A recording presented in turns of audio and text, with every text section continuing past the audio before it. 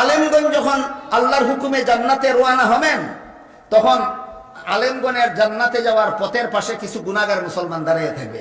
একজন গুনাহগার মুসলমান একজন আলিমকে দেখে বলবে, হুজুর আমার একটা কথা শুনুন। কি কথা?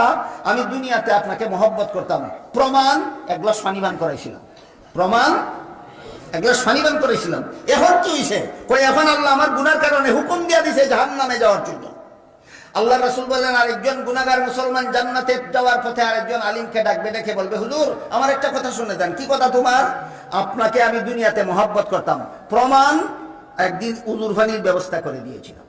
হাদিসের ব্যাখ্যায় লেখা আছে, একজনে এক গ্লাস পানি খাওয়ানির কথা কইছে, আর একজনে এক বদনা উজুর পানি দেওয়ার কথা কইছে। আল্লাহ রাসূল উদাহরণ স্বরূপ বলেছেন, আসলে যে যা করেছিল আলেমদের সাথে সবাই তা বলবে, সবাই তা বলবে।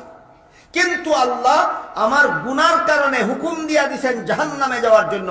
আল্লাহর রাসূল বলেন, যদি রাসূলের উম্মত হইয়া থাকেন আপনারা বিশ্বাস করুন, যদি আল্লাহর বান্দা হইয়া থাকেন আপনারা বিশ্বাস করুন। আল্লাহর রাসূল বলেন, এই কথা শুনে আলেমগণ যে নিজেদের জান্নাতে যাইতেছিলেন, নিজেদের জান্নাতে যাওয়া বিরতি দিয়া দাঁড়িয়ে যাবেন। কেন? তারা ভাববেন যে আমার জান্নাতে আমি পরে যাই, শেষবারের মতো চেষ্টা করে দেখি মুসলমান উম্মতটাকে জাহান্নাম থেকে রক্ষা করা যায় কিনা।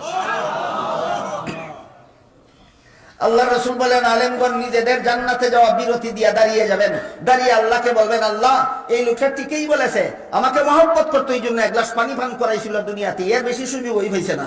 ওই লোকটা আমারে মহব্বত করতো বলে এক বদনা উজুর পানির ব্যবস্থা করে দিয়েছিল দুনিয়াতে, এর বেশি সুযোগ ওই হয়েছে না। আল্লাহ বলবেন, হে আলেমরা শোনো, এদের গুনার কারণে আমি হুকুম করেছি জাহান্নামে যাওয়ার জন্য, কিন্তু তোমরা আলেমরা যেহেতু সাক্ষী দিলে, এক গ্লাস পানি পান করাইছিল ঘৃণা করে নয় মহব্বত করিয়া, এক বদনা উজুর পানি দিয়েছিল ঘৃণা করিয়া নয় মহব্বত করিয়া, তোমাদের সাক্ষীর কারণে এদেরকে আমি মাফ করে দিলাম। আলেমরা তোমরাও জান্নাতে যাও এই সমস্ত গুনাহগার মুসলমানদের সাথে নিয়ে।